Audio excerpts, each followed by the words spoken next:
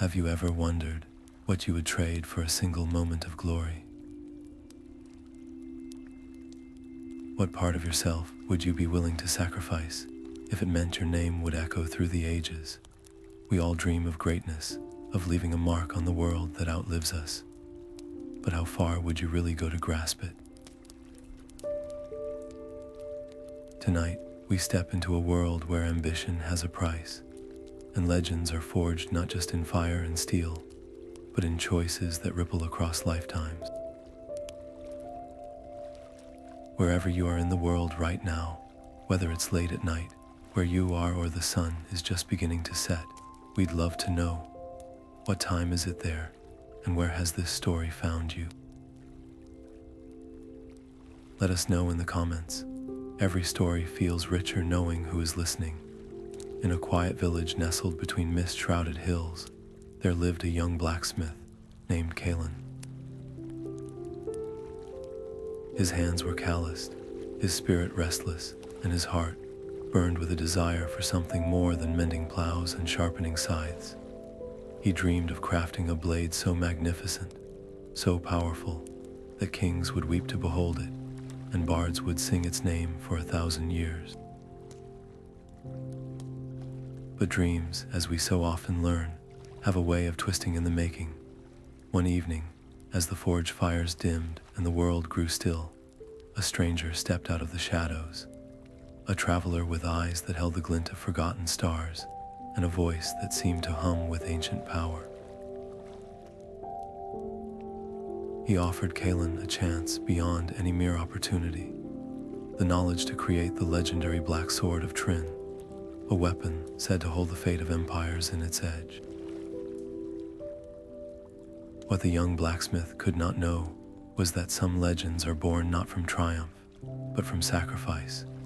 With every swing of his hammer, with every fold of enchanted steel, Kaelen wasn't just shaping metal.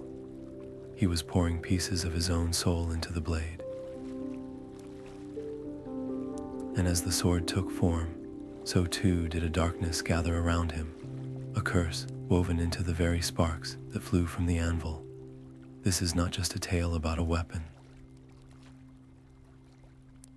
It is a story about the cost of ambition, the allure of destiny, and the quiet, terrifying moment when we realize that the things we create might end up creating us.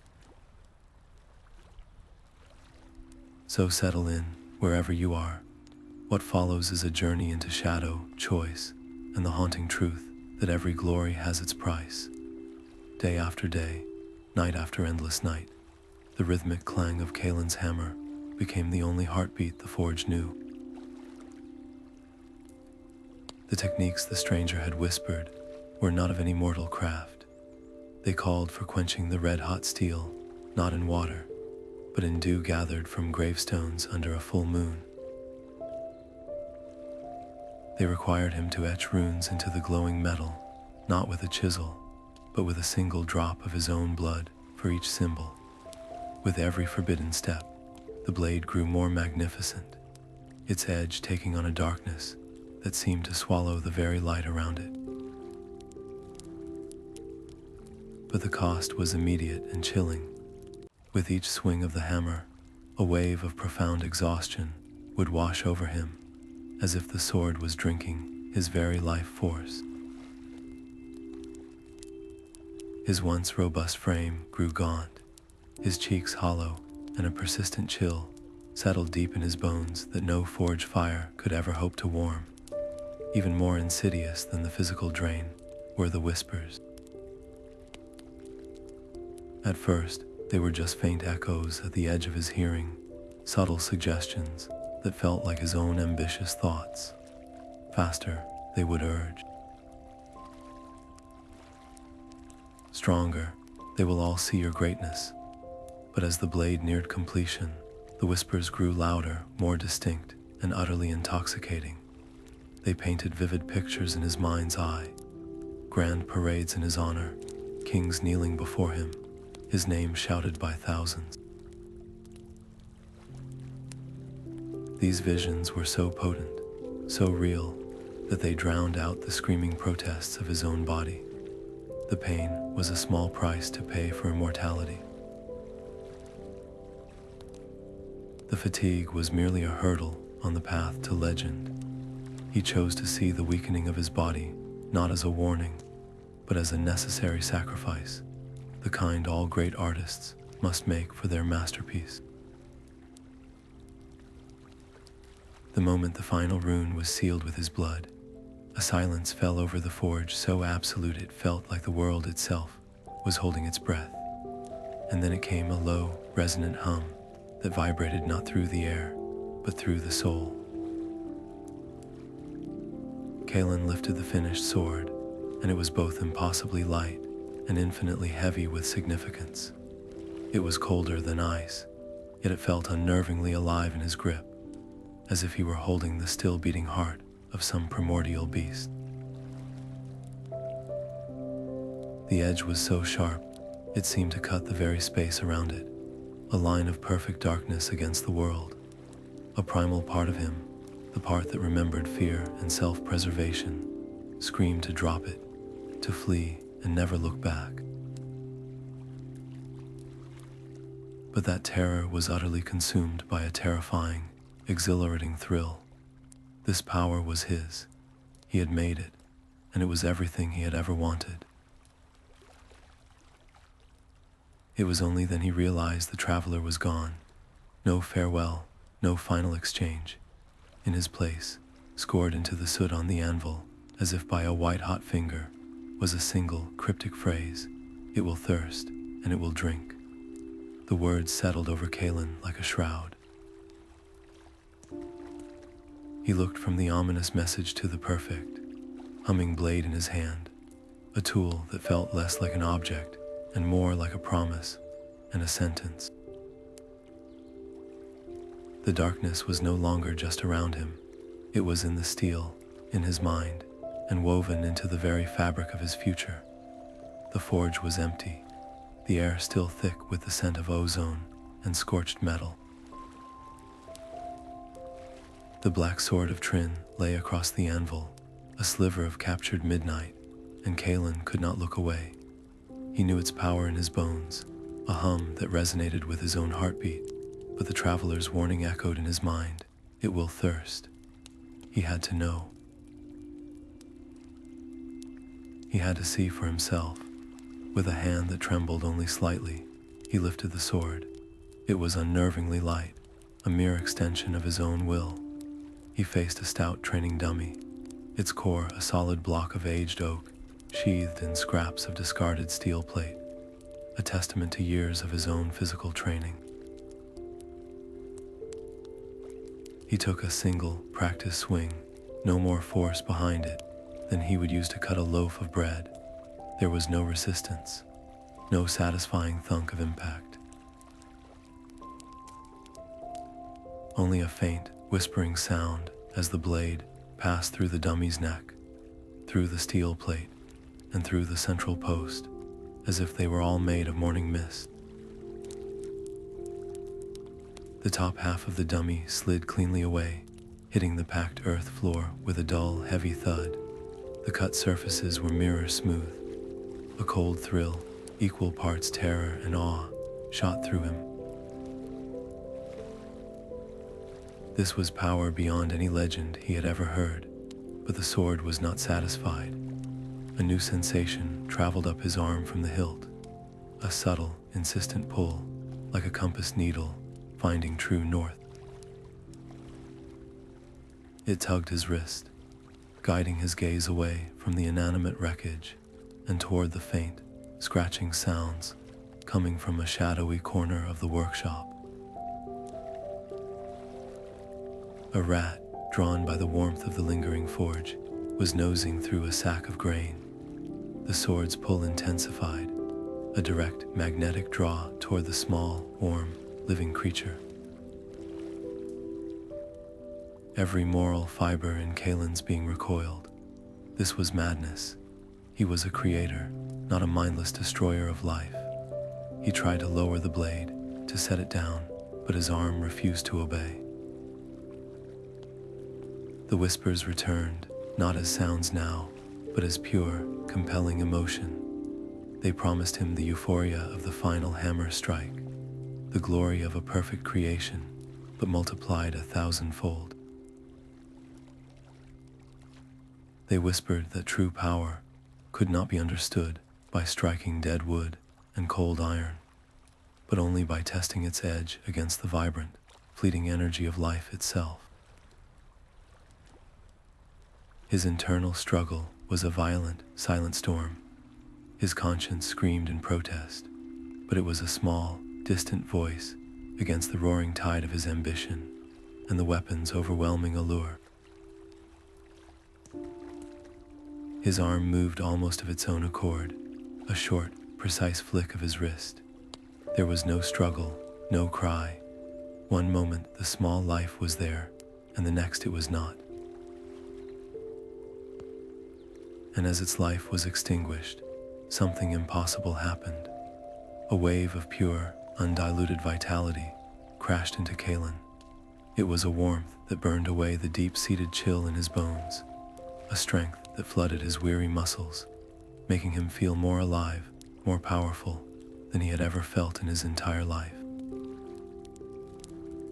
It was a sensation so potent, so addictive, that it utterly eclipsed the immediate horror of what he had just done. The euphoria was blinding, a reward that felt earned, a direct payment for the act. For a few glorious seconds, he was not a tired, hollowed-out blacksmith. He was a god. Then the feeling faded, leaving a cold, sickening emptiness in its wake. The reality of his action crashed down upon him. He stared at the tiny, lifeless form on the floor, then at the dark blade in his hand, now utterly still and silent. This was the thirst. This was the drink. The weapon did not just grant power, it demanded a horrific tithe to fuel it. A profound and terrifying conflict ignited within him, the revulsion of a decent man warring with the cravings of a newfound addiction. The memory of that surge of strength was already calling to him, a siren song promising to erase all his weakness and pain. With shaking hands, he cleaned the blade meticulously, hiding all evidence of the act.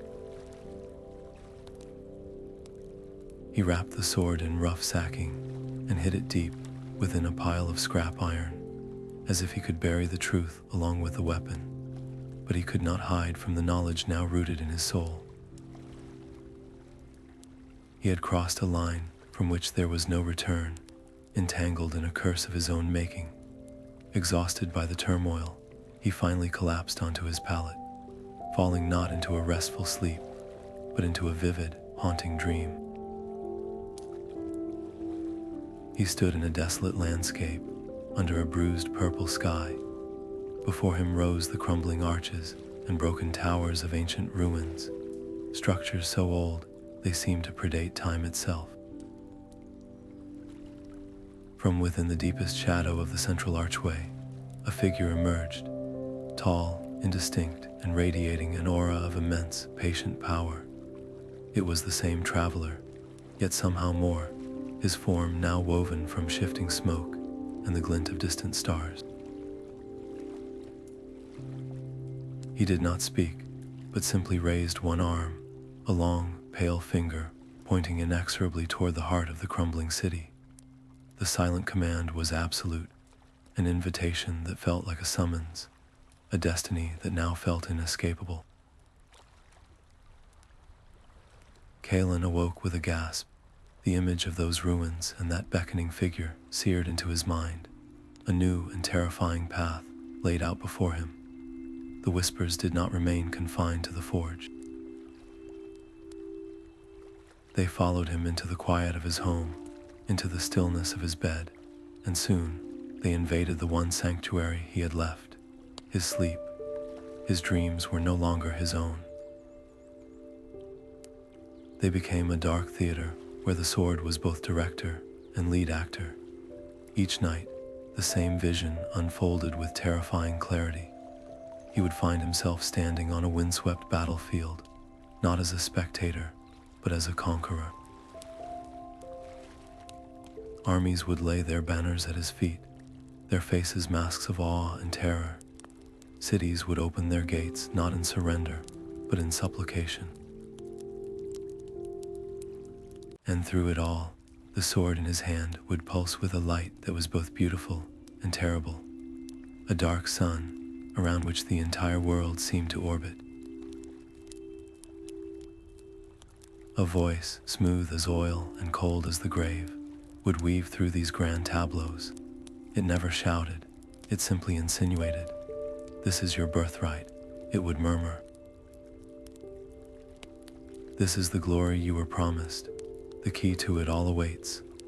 Night after night, the voice refined its pitch, focusing on a single, tantalizing objective, the Heart of Trin. It spoke of the heart not as a myth, but as a certainty, a lost component that was always meant to be joined with the blade. It was described as a gem, or perhaps a crystal, that beat with a primordial energy, a source of power so pure it could make the sword's current abilities seem like a child's toy. "Find the heart," the whispers promised, "and the world will not just kneel, it will worship." The promises were intoxicating, but the cost of these nocturnal sermons was a currency of peace. Kaelen began to dread the night. He would lie awake for hours, fighting exhaustion, terrified of what he would see and hear when he finally succumbed. He started at every creak of his floorboards, every rustle of the wind outside his window, his nerves frayed to their breaking point. A deep, gnawing paranoia took root. He became convinced that the whispers were not just in his head, that they were spilling out, audible to anyone who came too close. He would watch his neighbors with a suspicious eye, certain they were casting him knowing glances, that they could hear the dark promises that now scored his soul. This couldn't continue. He was unraveling. He saw only two paths forward. He could try to destroy the sword, to break the connection and reclaim his mind, or he could lean into the madness and seek the truth.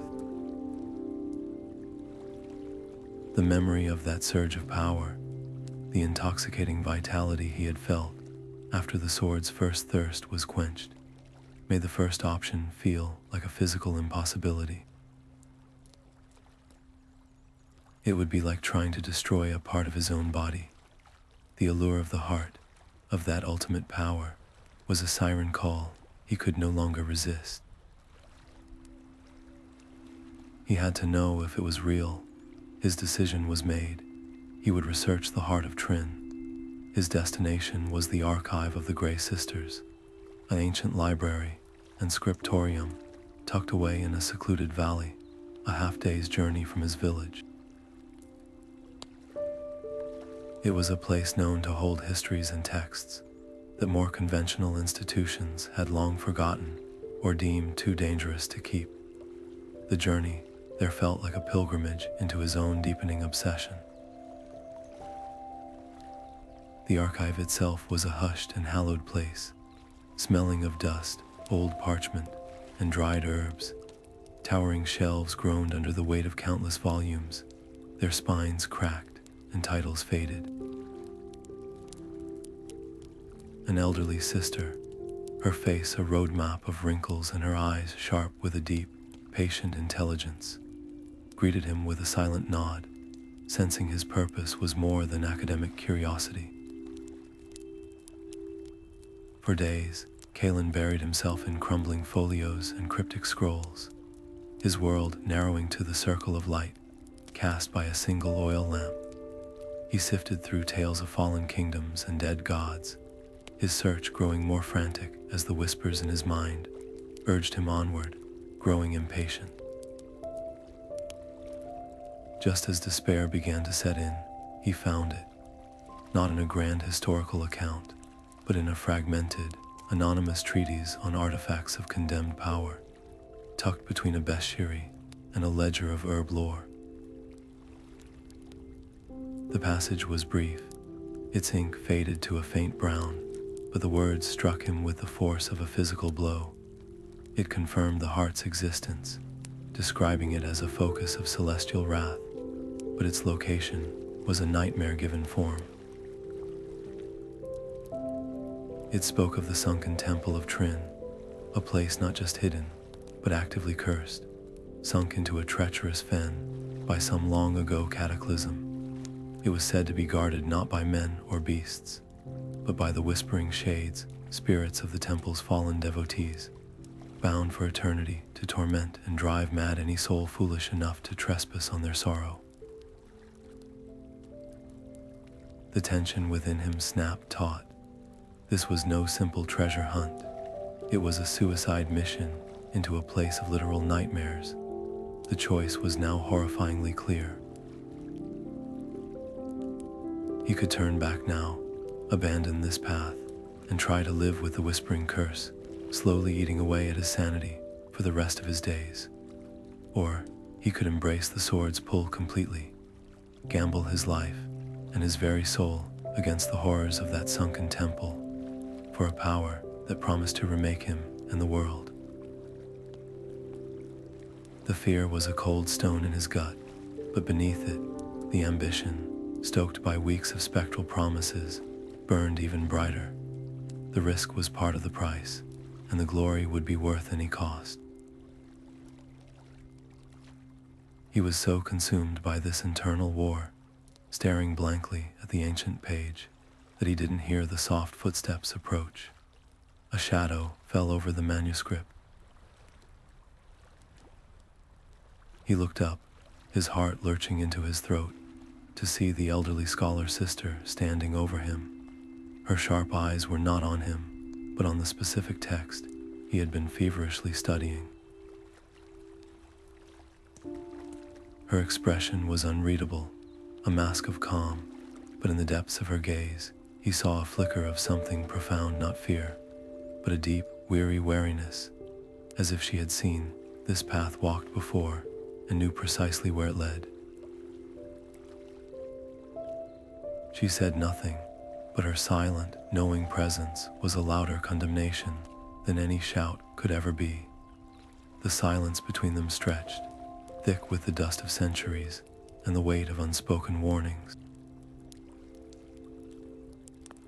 Kalin could feel the old woman's gaze upon him, a physical pressure that seemed to see straight through to the turmoil in his soul and the dark shape of the sword hidden back in his workshop. Finally, she spoke, her voice not the reedy whisper he expected, but low and steady, each word chosen with the care of a master craftsman setting a precious stone. "You seek a key," she began, "but you do not know the lock it opens, nor the door it will seal behind you." She introduced herself as Alara, a historian who had dedicated her life to preserving the stories the world tried to forget, especially those that served as cautionary tales. She did not plead or shout. Instead, she sat opposite him, her wrinkled hands resting on the ancient text, as if to absorb its grim energy, and she began to tell him stories. They were not grand epics of conquest, but quiet, tragic accounts of obscurity. She spoke of a master architect from a forgotten coastal city who, legend said, forged a blade to protect his people from raiders, only to become the greatest terror they ever faced, disappearing into the sea after laying waste to his own home. She told him of a famed duelist who crafted a sword of unmatched sharpness, whose victories in the arena became increasingly brutal and final, until one day she simply walked out of the city gates and was never seen again, her name becoming a synonym for a fate worse than death. Each tale was a variation on a theme of brilliance, ambition, a deal for power, and then a slow, inexorable slide into isolation, paranoia, and finally, oblivion. They were not evil men and women, Elara said, her eyes holding his, refusing to let him look away from the truth. They were like you, talented, driven. They believed they were the exception, that their will alone could master the darkness they invited in. The sword does not corrupt by force. It seduces with exactly what you desire most, until your ambition and its hunger are one and the same. You will not even notice the moment you cross the line from wielder to servant. Her words were a cold splash of reality against the feverish heat of his dreams. She was offering him a way out, a chance to break the cycle before it consumed him completely. The forge that created it can unmake it, she urged. Shatter the blade. Scatter the pieces to the four winds. It is the only way to free yourself. But the sword's influence was a poison already deep in his veins. As Alara spoke of destruction, the whispers in his mind rose in a furious chorus, twisting her compassion into something sinister. They painted her not as a wise elder, but as a jealous gatekeeper, a frightened old woman who sought to hoard power for herself or to prevent a new age from dawning. She fears your potential, the voice hissed. She wants to keep you small, chained to your anvil, forgotten. She is an obstacle placed by lesser beings to stop those destined for greatness. Kaelin's pride, stung by weeks of imagined slights and paranoia, flared into a defensive rage. You think I cannot control it, he retorted, his voice sharper than he intended. You think I am just another fool to be added to your collection of tragedies. My will is stronger than theirs. This destiny is mine to claim. The compassion in Alara's eyes faded, replaced by a profound and weary sadness. She had seen this reaction before, etched on the faces of other souls in the very text she guarded. She was not looking at Kalin the blacksmith anymore, but at another ghost in the making. It is not a question of strength, she said softly, the finality in her tone more devastating than any anger. It is a question of hunger, and a hunger that is fed only grows. The conversation was over. He had made his choice. In a final, hollow attempt to placate both her and the screaming doubt in his own mind, he offered a half-promise, a muttered assurance that he would think on her words. But the lie was transparent, and they both knew it. He left the archive with the weight of her silence, clinging to him more heavily than the dust of the old books. The walk back to his village was no longer a journey through a peaceful landscape, but a march through a territory of his own isolation. Every friendly nod from a neighbor felt like a potential threat, every casual glance a judgment. Elara's stories had not offered solace. They had painted a target on his back, confirming his deepest fear that he was now truly alone, set apart from the rest of humanity by the burden he carried. The stakes were no longer just about personal glory or damnation. They were about whether he would become the monster in someone else's cautionary tale. And as the sun dipped below the hills, the sword's whisper returned, not as a seduction now, but as a command, its pull toward the fens stronger and more insistent than ever, a single, clear note drowning out the fading echo of an old woman's wisdom. The path to the fens was a road into a different world, one that seemed to reflect the turmoil in Kaelin's own soul. He left his village under a sky, the color of dull iron, the sword wrapped in coarse cloth and strapped across his back. It was a weight that was both physical and profoundly spiritual, a constant, cold pressure against his spine that seemed to pulse in time with his own anxious heartbeat. Every step away from the familiar hammer and anvil felt like a step across an invisible threshold. leaving behind the man he had been for a specter of what he might become. He avoided the main trading routes, cutting through dense thickets and across fallow fields, his posture hunched as if expecting a thrown stone or a shouted curse from every homestead he skirted. The few travelers he did spot in the distance became figures of instant suspicion. Did that farmer, pausing to wipe his brow, stare a moment too long? Did that merchant on a distant hilltop point in his direction? The paranoia Alara had ignited now bloomed into full flower, painting every human interaction with the brush of potential threat. His journey became not just a physical trek, but an internal exile, a self-imposed isolation that only deepened the sword's hold on him. There was no one left to convince him he was wrong, no voice of reason to counter the one growing steadily louder in his mind. As the cultivated fields gave way to wilder, untamed lands, the external world began to mirror his internal desolation. The gentle rolling hills twisted into jagged, rock-strewn outcrops.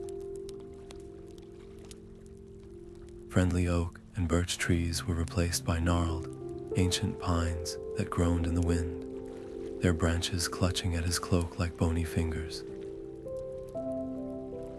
The air grew heavy and damp, smelling of peat and decay, a stark contrast to the dry, metallic scent of his forge.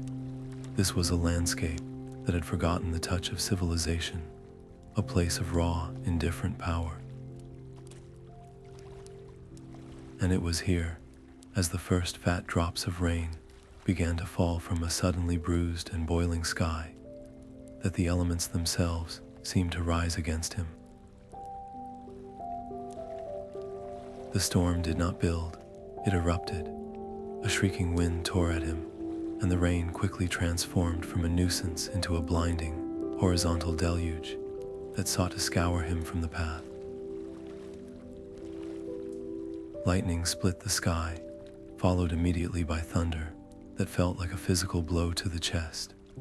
For a terrifying moment, Kaelen felt a primal fear, not of the sword or its curse, but of being utterly annihilated by the fury of nature itself. This was a power that made his dark blade feel small and insignificant. Blinded by rain and driven by instinct, he stumbled off the washed-out path, his boots sinking into sucking mud. His only thought was shelter. He scrambled up a slick, rocky incline, and there, almost hidden behind a curtain of thorny vines and cascading water, was a dark opening in the hillside. He practically fell into the mouth of the cave, collapsing onto the dry, sandy floor just inside the entrance as the storm raged with renewed violence behind him. For several long minutes, he just lay there, gasping, listening to the awesome, terrifying symphony of the tempest, grateful for the simple, solid silence of the stone around him. As his eyes adjusted to the dim light and his heart slowed its frantic hammering, he pushed himself up, intending to find a drier spot further in to wait out the storm. That was when he saw them. They were not immediately obvious. The markings were old, their edges softened by time, and they were carved not with tools, but seemingly seared into the very rock itself, as if by a tremendous, concentrated heat. He moved closer, wiping a hand across the cold stone to clear away a thin layer of dust and mineral deposit. The designs that emerged made the breath catch in his throat. They were exact, the same intricate, interlocking geometric patterns, the same sharp, angular runes that he had painstakingly etched into the blade of the sword with his own blood. A cold certainty, deeper than any chill from the storm, settled over him. This was no coincidence. He hadn't found random shelter. He had been led here, This cave was a waypoint, a marker on a path that had been walked long, long before he was ever born. The sword on his back began to hum, a low, resonant vibration that was not sound but a feeling, a deep recognition that thrummed through the leather of its wrappings and into his very bones. It was communing with the stone, a silent conversation across millennia. He was not a pioneer on a new quest. He was a follower, retracing steps that were already ancient when his village was first built. The weight of that realization was crushing. His ambition, his feeling of unique destiny, suddenly felt like a pathetic delusion. He was just the latest soul to carry this burden down this same cursed road, and the cave's walls stood as a silent, mocking testament to every one who had come before him and failed. The storm's fury finally spent itself, leaving behind a world washed clean and dripping with a profound, unsettling silence. Kaelen emerged from the cave a different man, the ancient markings having stripped away the last vestiges of his illusion of choice. He was not a hero on a quest. He was a component in a machine of dreadful purpose, and the path ahead was the only one left to him. The land beyond grew ever more hostile. Firm ground dissolved into a sucking, treacherous bog that seemed to breathe, its surface a skin of algae and scum-hiding depths of cold, black mud. Gnarled, leafless trees reached up from the mire like the grasping hands of drowned giants, and a thick, miasmic fog clung to everything, muting sound and reducing the world to a sphere of a few paces. The air itself was a poison, thick with the sweet, cloying stench of rot and decay, a smell that worked its way into his clothes, his hair, and the back of his throat. It was a place that felt actively, maliciously unwelcoming, a landscape that had been cursed for so long it had forgotten what it was like to be anything else. And then he saw it. The Temple of Trin did not rise proudly from the earth. It was submerged, half swallowed by the greedy fen, a monument to its own ruin. Jagged, slime-slick spires of black stone pierced the murky water, their peaks clawing at the low-hanging fog like broken fingers. Grand archways, once majestic, now served as waterlogged gateways into utter darkness. The silence here was not mere absence of sound. It was a heavy, watchful presence, a listening stillness that felt more threatening than any noise. As he waded through the icy, chest-deep water toward a crumbling set of steps, the first of them appeared. They did not step out from behind a pillar or rise from the water. They simply coalesced from the mist itself, forms woven from the very gloom and sorrow of the place. The whispering shades, they were vaguely humanoid, but their features shifted and blurred, their only constant a pair of hollow, lightless pits where eyes should have been.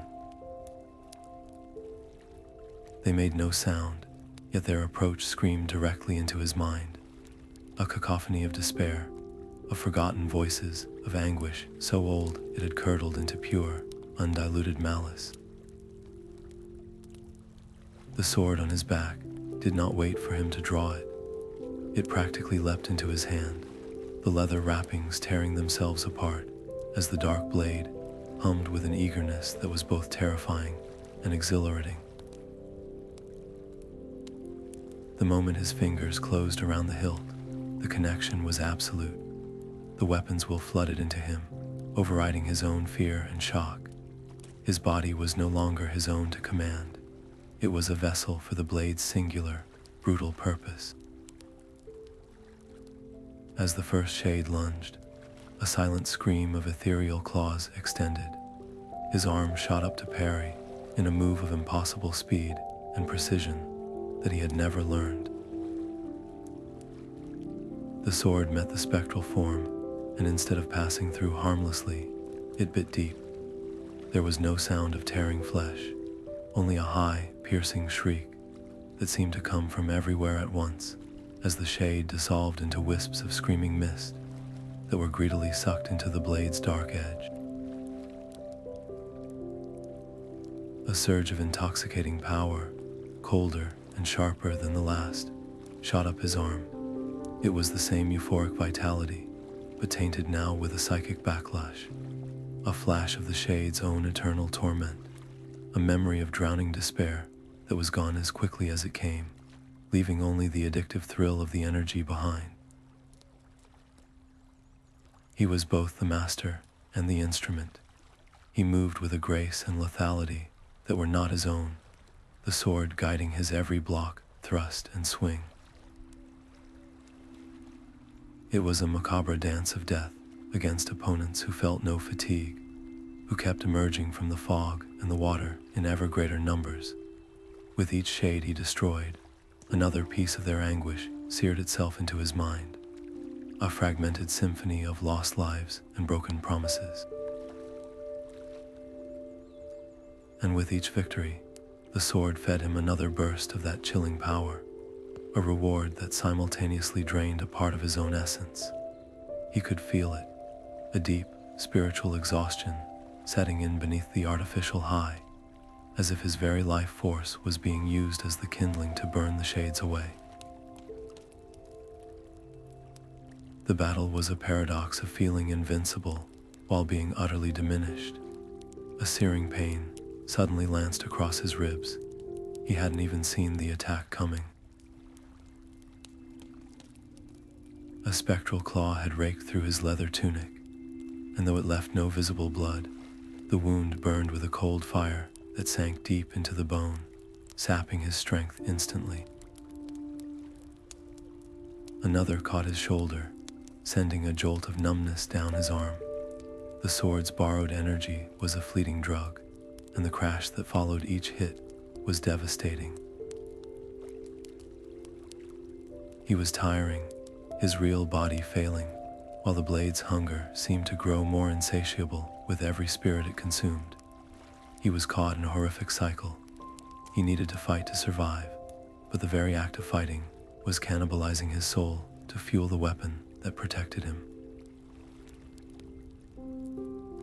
As the last of the shades shrieked back into nothingness, the silence rushed back in, heavier than before.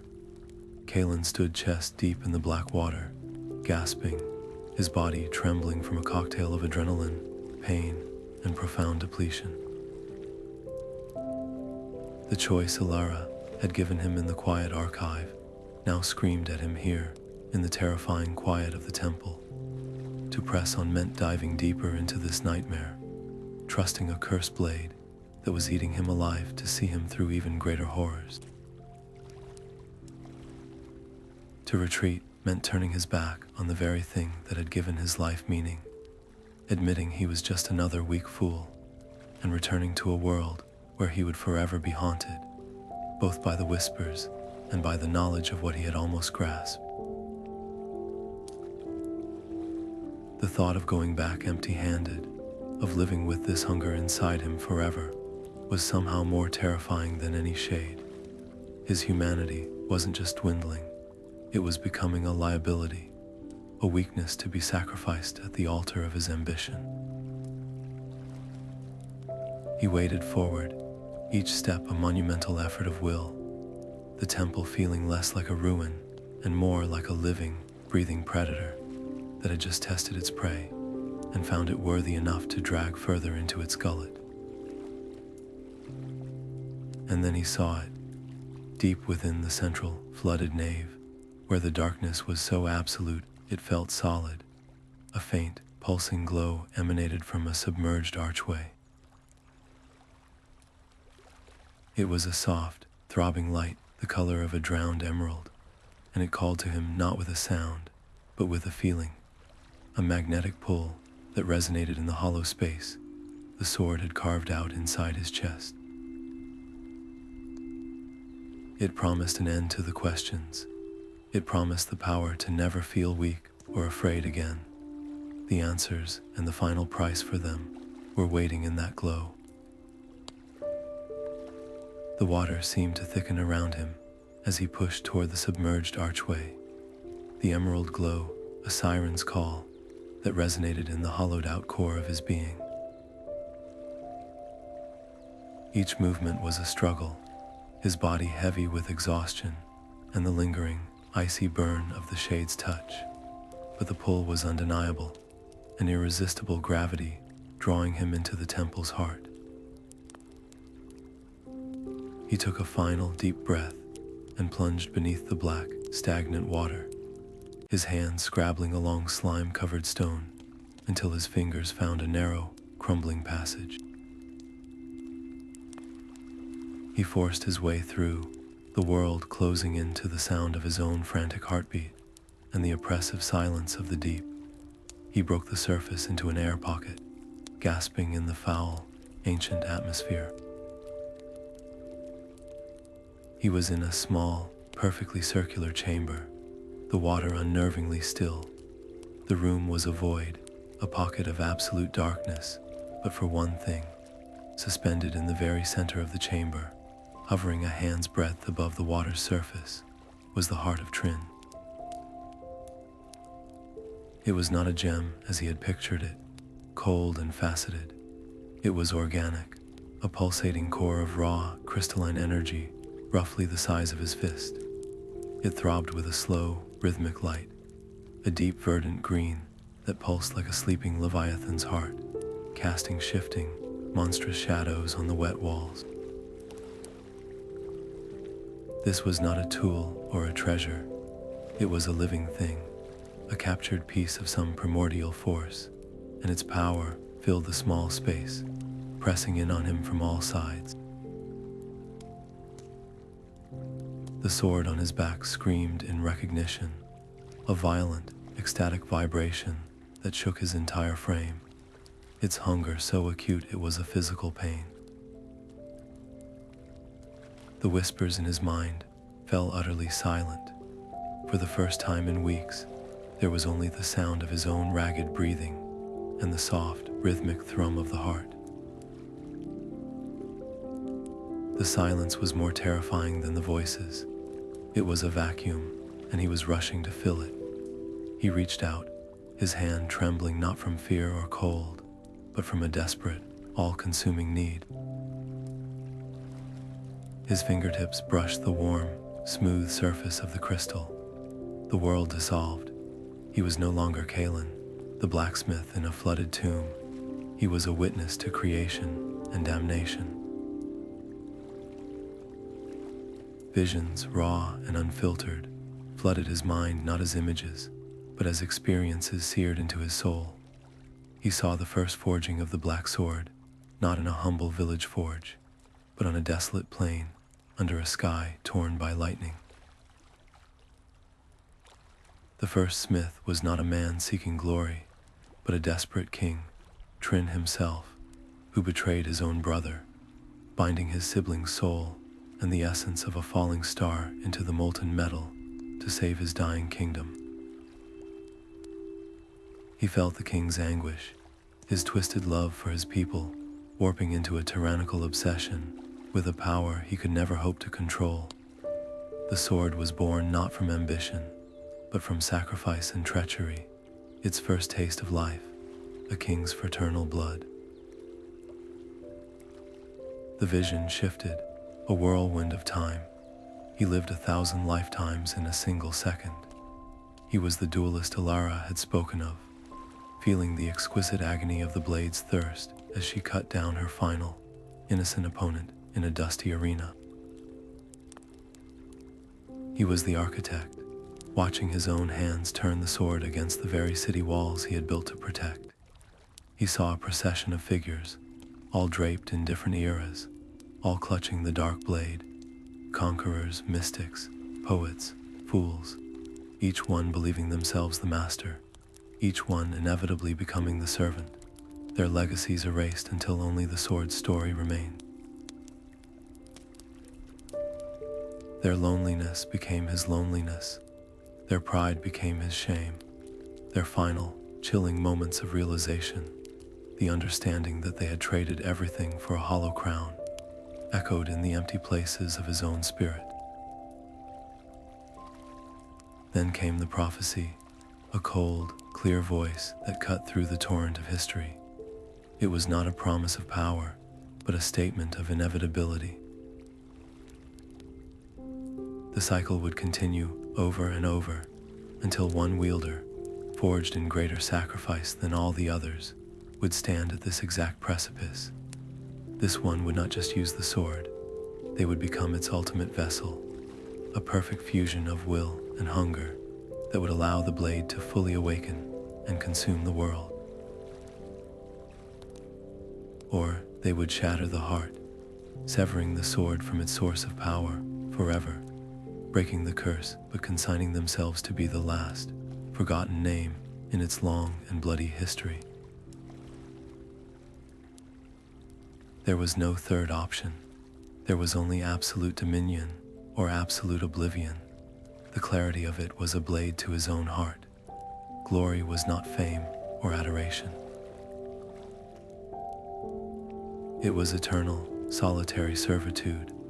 The price was not a piece of his soul, it was the entirety of it, forever. The vision snapped away, leaving him on his knees in the cold water, gasping and weeping, the memories of 100 broken lives swirling in his head alongside his own.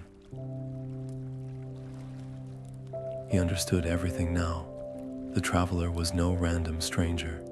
He was an agent of this very cycle, a ghost sent to ensure the next candidate was put into play. Elara was not a jealous crone, but a guardian, one of the few who knew the truth and tried to stem the tide of blood. His ambition, his desire to be special, had been the perfect tool, and he had wielded it against himself. He looked at the heart, now hovering mere inches from his face, its pulsating light feeling like the countdown to the end of all things. One path led to a throne built on a mountain of skulls, an existence of limitless power and bottomless loneliness. The other path led back to being Kaelen the blacksmith, to a life of obscurity, haunted forever by the ghost of what he almost did, but with his soul, however tattered, still his own. The weight of the choice was paralyzing. It was the choice between a god and a man. A deep, groaning shudder ran through the ancient stone around him.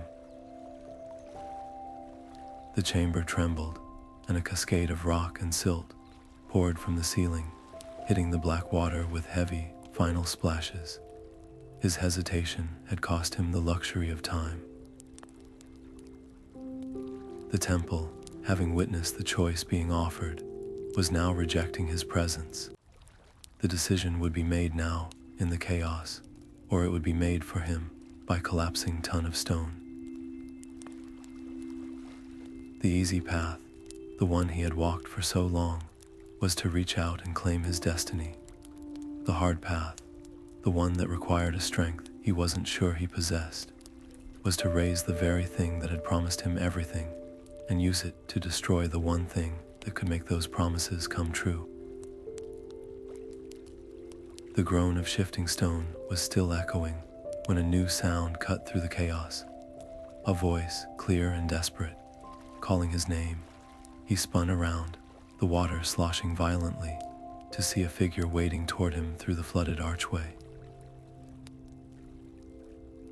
Alara, her gray robes were soaked and smeared with mud, her face etched with exhaustion and a fierce, unwavering determination.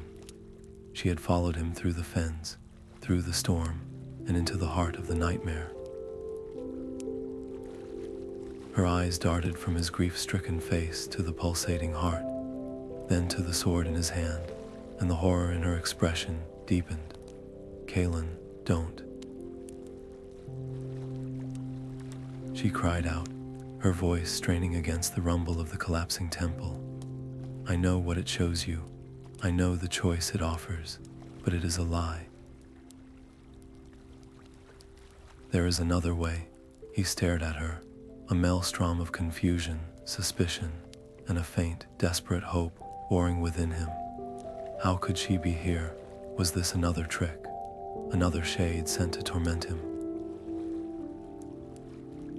The sword in his grip seemed to grow heavier, its hum shifting to a low, warning growl that vibrated up his arm. She wants it for herself, the thought, whether his or the blade's, slithered into his mind. She has come to steal your destiny. Elara saw the conflict in his eyes, the way his knuckles whitened around the hilt.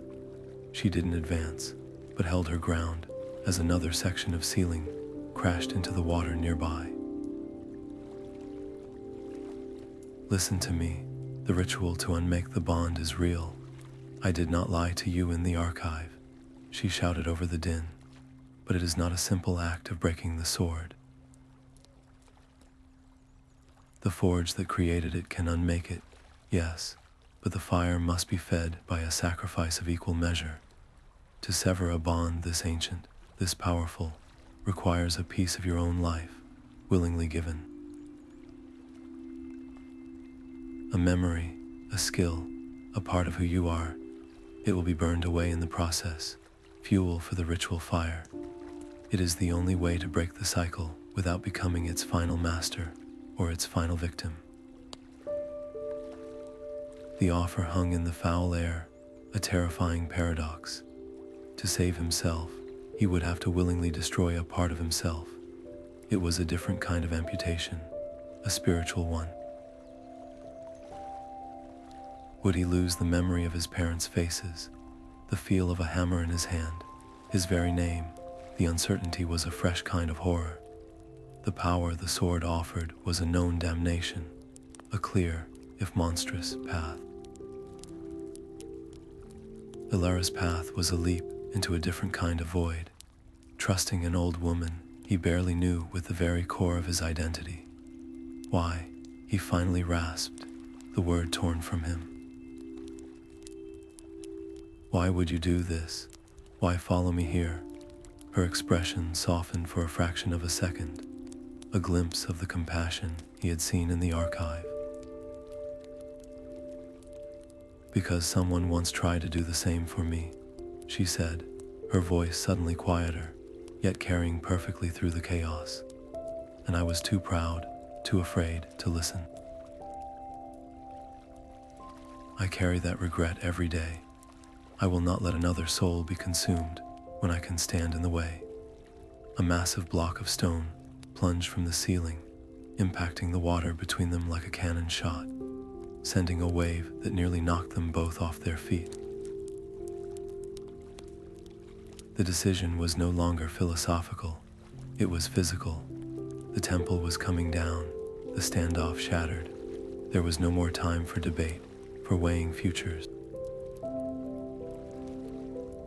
He had to choose in that instant who to trust, the cursed artifact that promised him everything by taking everything, or the flawed, mortal woman who offered him a painful salvation she herself had once refused.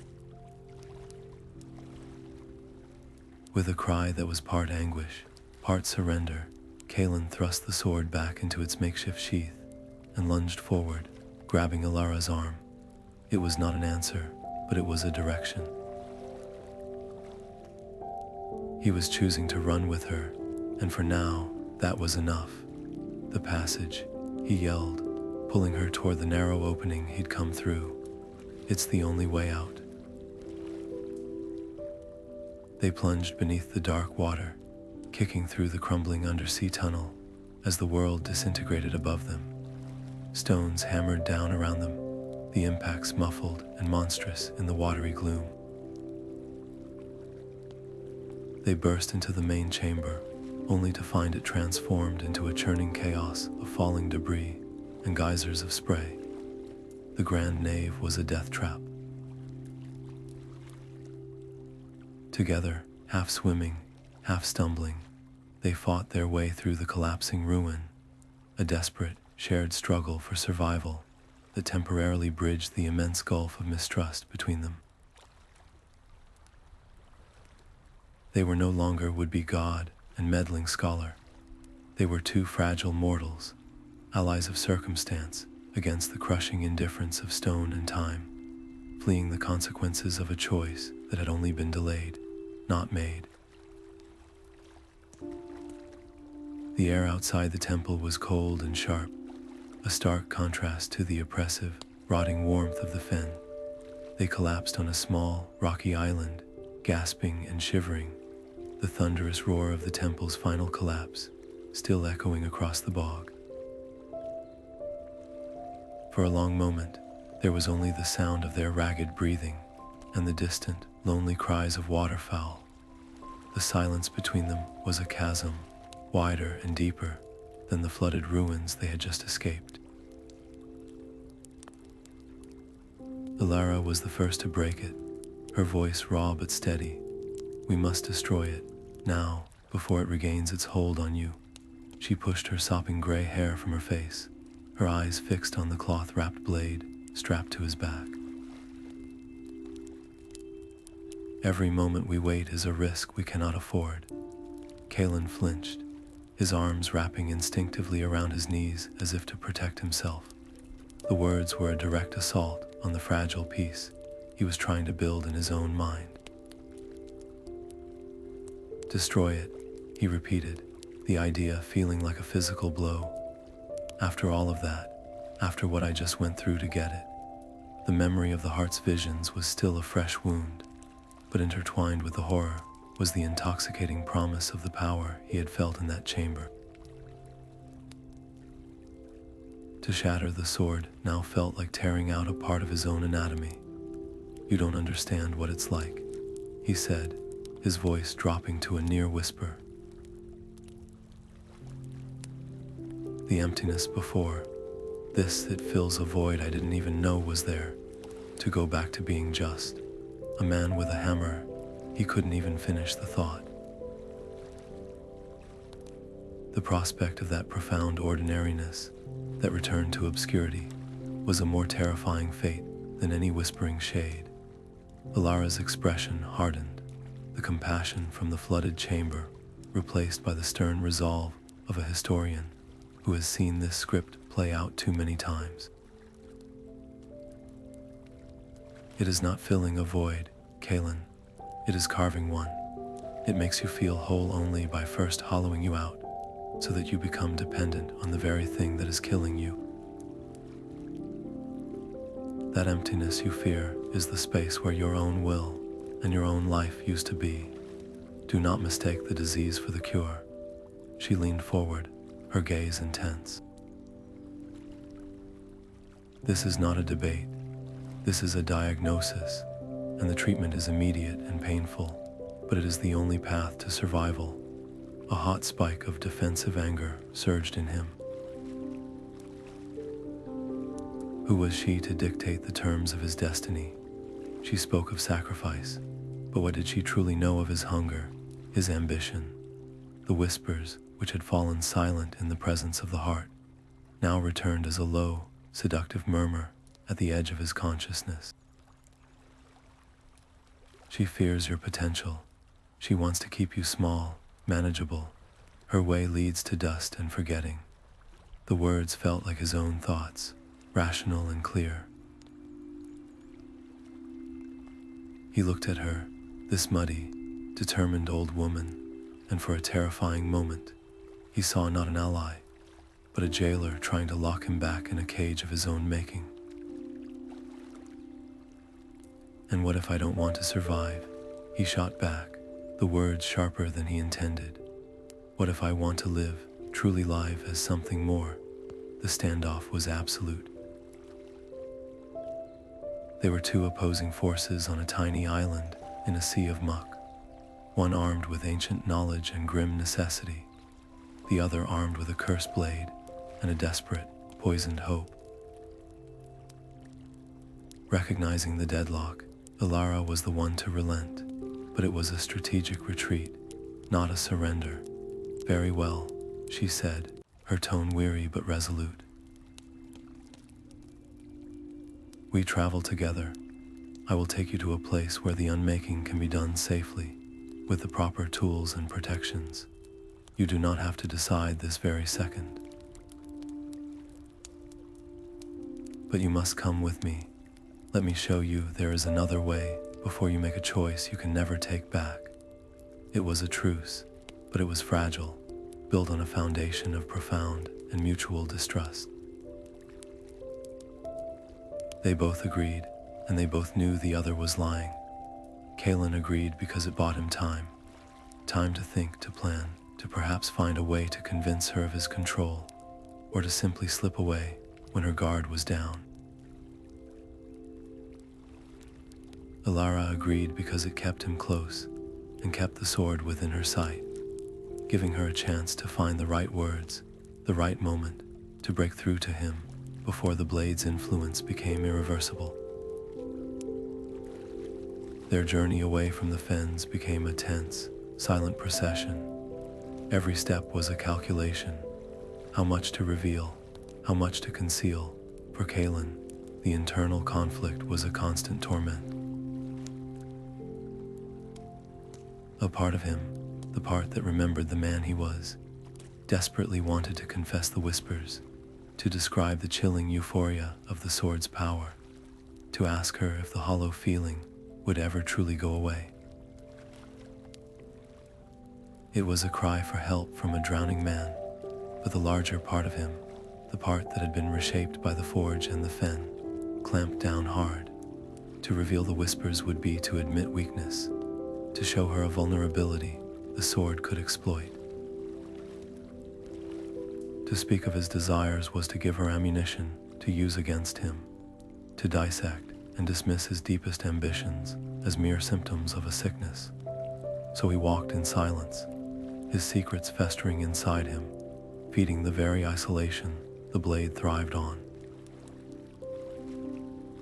Elara, for her part, offered pieces of lore, stories of other artifacts and other curses broken, trying to plant seeds of hope. But each story felt to Kaelen like another attempt to diminish him, to fold his unique story into her collection of cautionary tales. The tension found its most terrifying expression their first night on the road. They had made a small, meager camp in the lee of a hill, a tiny fire pushing back against the vast darkness.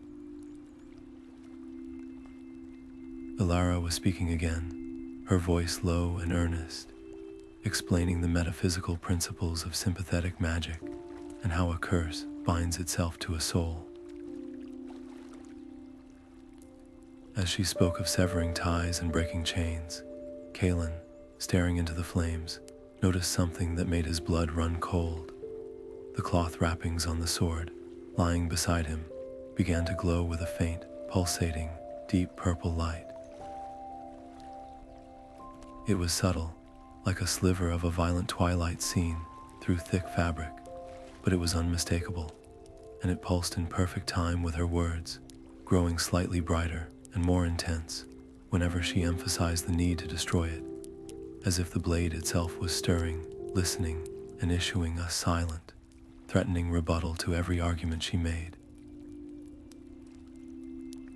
He said nothing, just pulled the sword closer to his side, wrapping an arm around it protectively, a gesture that was both a comfort to himself and a warning to her.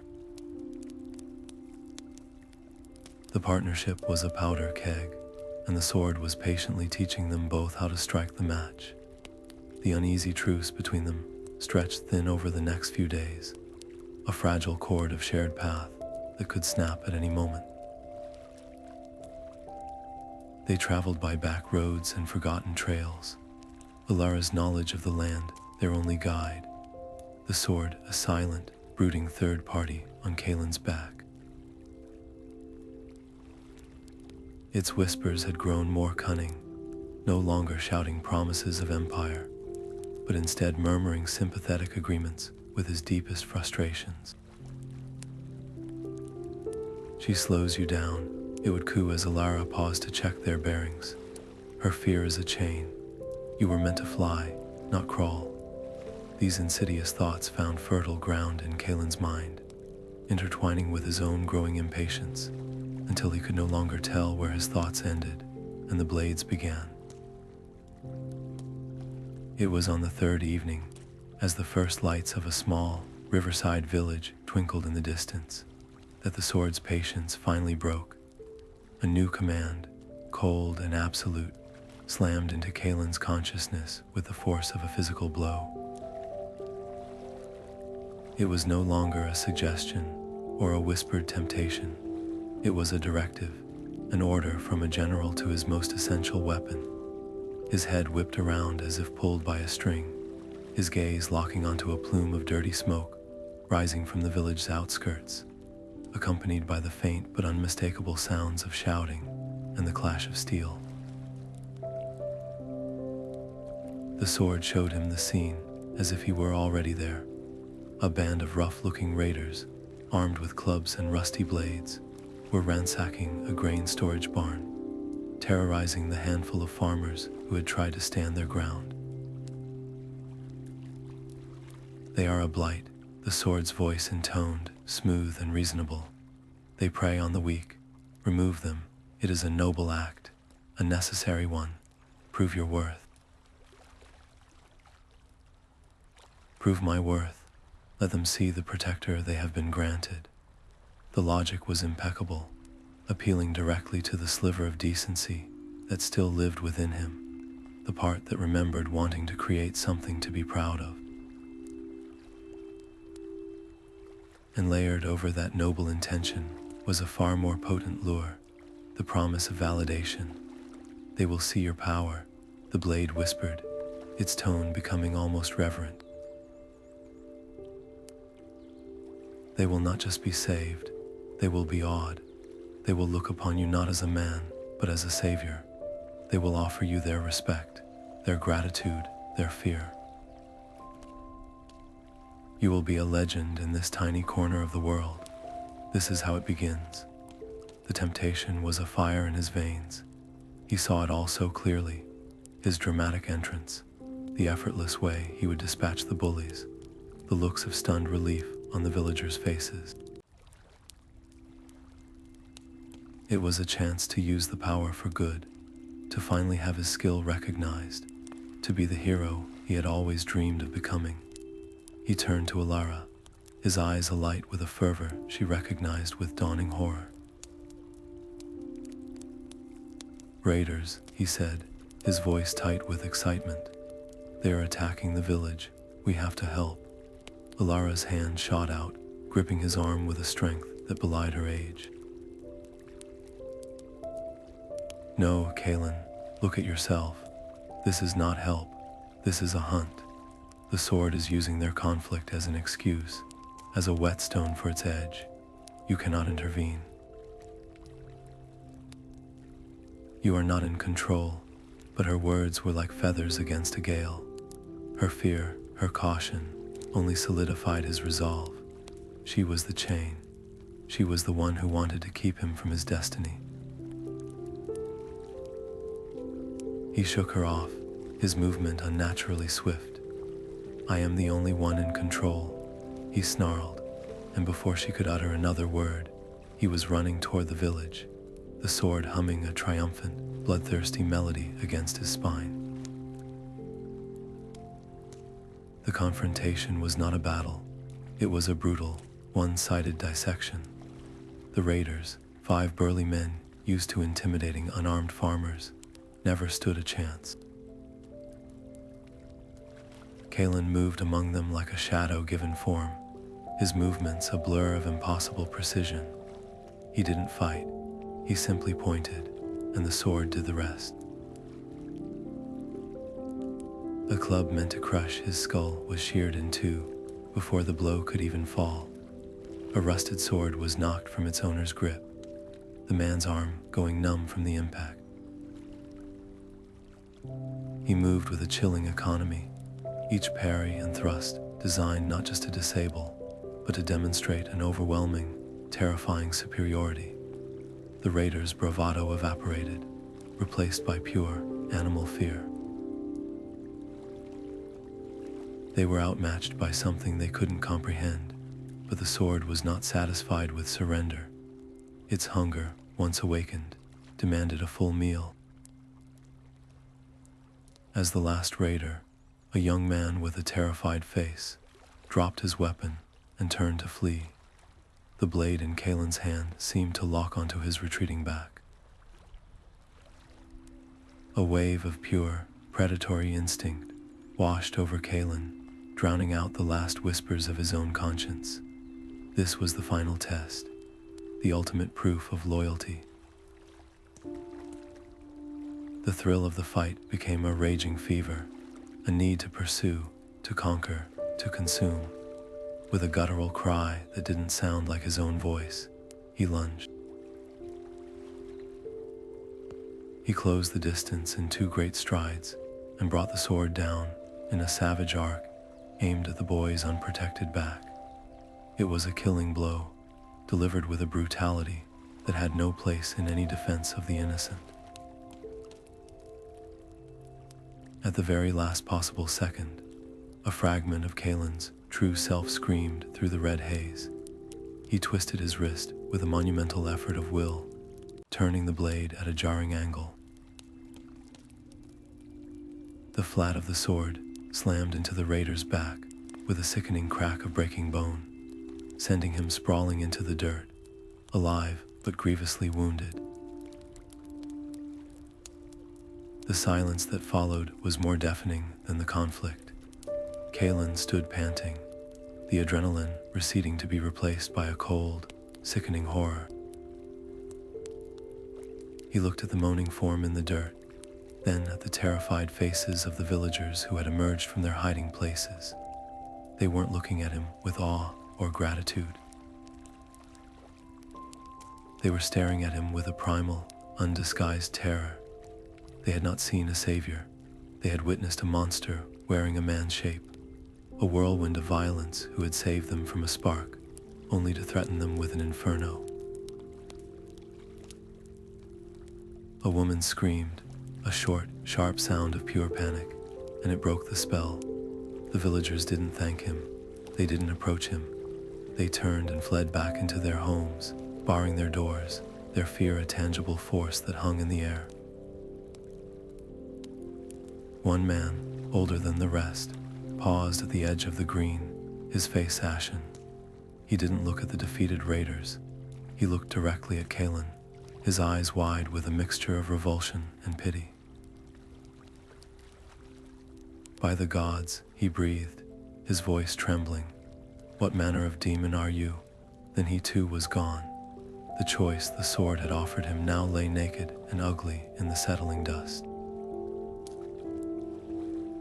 He could revel in the efficiency, in the raw power that had so effortlessly crushed the threat.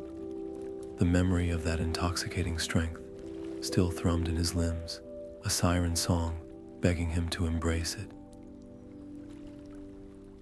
Or he could look at the broken body at his feet, at the closed and shuttered windows of the village, and recognize the brutal, mindless weapon he had become. He had descended not into heroism, but into a frenzy, and the cost of his victory was the humanity he had hoped to defend. It was in this moment of shattered clarity that Alara arrived, her face a mask of grim sorrow. She took in the scene, the wounded raider, the utter terror of the village, and Kaelin standing amidst it all, the dark blade still humming faintly in his hand. She didn't speak. She didn't need to. Her silence was a louder, more damning judgment than any scream. In her eyes, he saw the confirmation of every warning she had ever given him. He had not mastered the curse. He had performed its will perfectly, twisting a noble intention into a spectacle of brutal violence that had alienated the very people he thought to save. The chasm between them widened into an abyss, and the stakes of their journey were no longer about saving his soul, but about preventing him from becoming a plague upon the world. The air in the village square was thick with the dust of violence and the cold weight of judgment. Kaelin stood frozen, the sword's humming warmth in his hand, a stark contrast to the icy dread spreading through his veins. He could still feel the phantom tremor of the blow, the jarring impact as he'd turned the blade at the last second. It wasn't enough.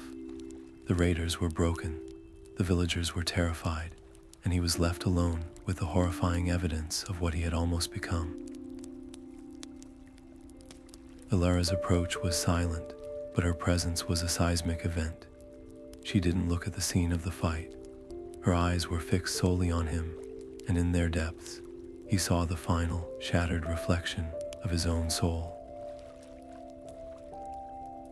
"That is the future," she said, her voice low and stripped of all emotion, a stark, flat statement of fact. Not a king on a throne, not a legend in a song.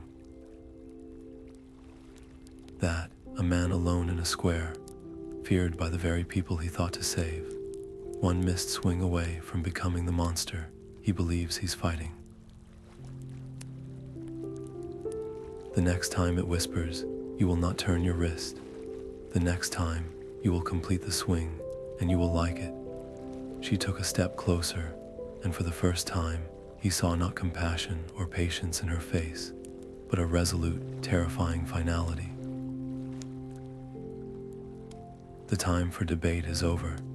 The time for choices is past. You will come with me now, to the old smithy, at the edge of the village, and you will submit to the severing ritual. Not tomorrow, not after you've prepared. Now, or I walk away, and you can face the consequences of this path alone. Her ultimatum hung between them, a guillotine blade waiting to fall. The sword's reaction was instantaneous and volcanic.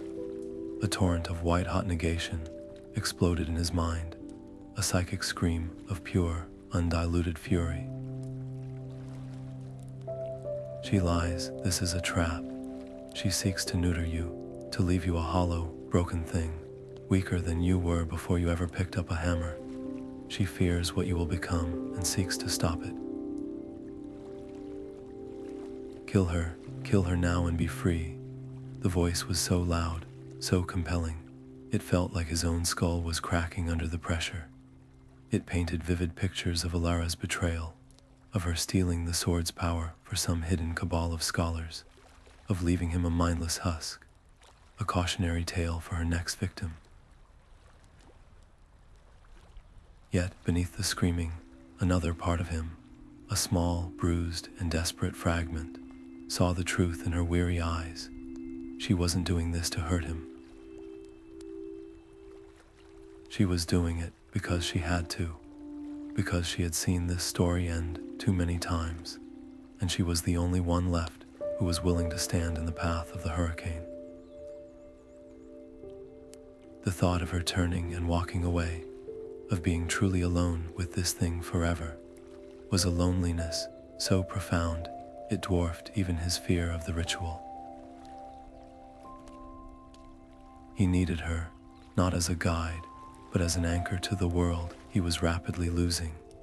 The conflict within him was a physical agony, a war for his very consciousness.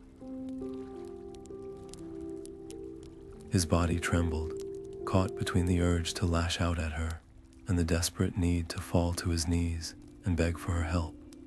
He saw two futures branching out from this very spot. In one, he was a god king, mighty and utterly alone, his throne a mountain of skulls, his court populated by whispering shades.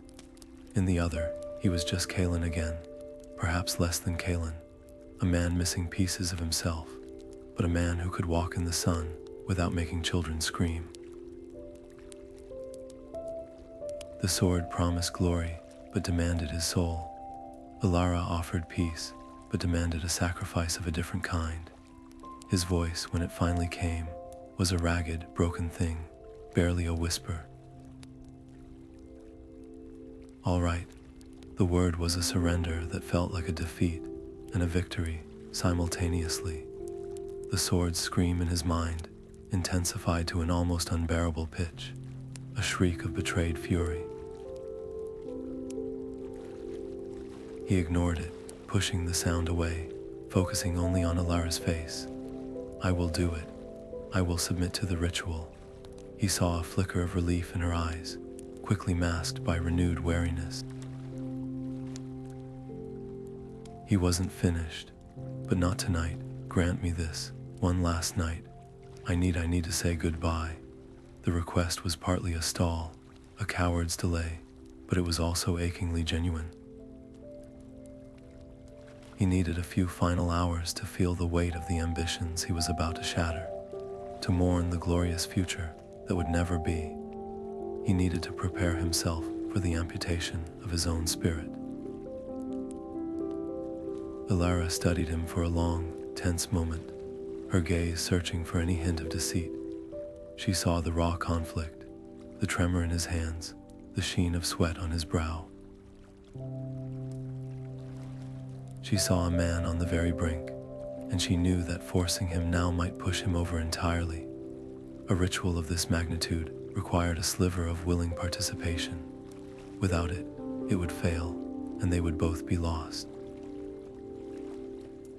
With a slow, reluctant nod, she acquiesced.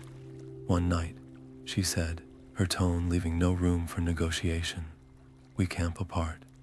I will gather the necessary herbs and prepare the space. At first light, we begin. There are no more chances after this, Kaelen. The dawn will bring your salvation or your end. The choice, finally, will have been made. She turned and walked away, leaving him standing alone in the deepening twilight, the weight of the coming sunrise heavier than any sword could ever be. He had bought himself a handful of hours, a brief stay of execution in which to wrestle with the two wolves tearing him apart. The night would be long, and every moment would be a battle in the war for his soul. The old smithy at the edge of the village was a husk of its former self, its roof half collapsed, and its great stone forge cold and filled with decades of dead leaves.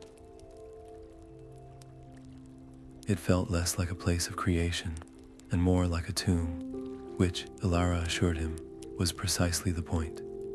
Under a sky devoid of moon or stars, a profound blackness that seemed to swallow all light and hope, she began her work.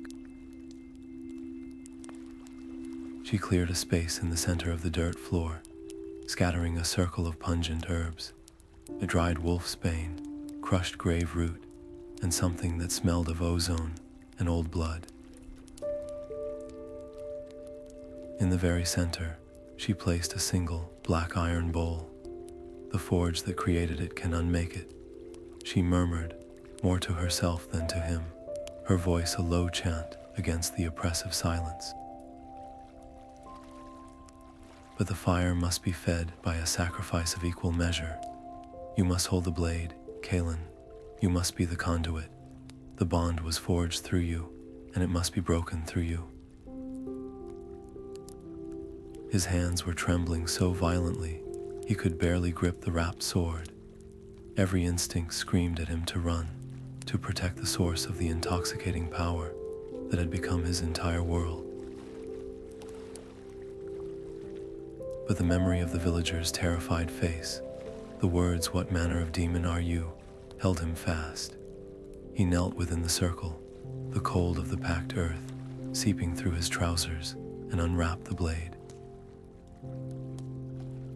The moment it was free of its cloth prison, it began to hum, a low, angry vibration that was a physical pressure in the air.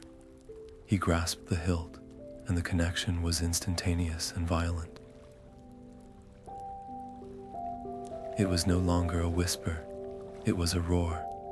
As Alara began her chant, her voice rising and falling in a language older than the stones around them, the sword's retaliation was immediate and brutal.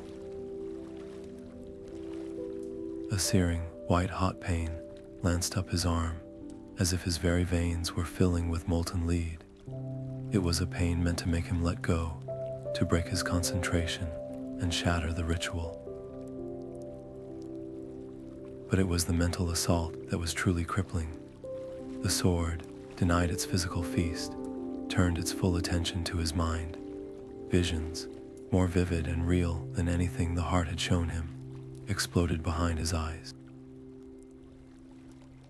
He saw himself not as a tyrant, but as a savior king, standing atop the battlements of a gleaming city, not of skulls but of pearl and silver.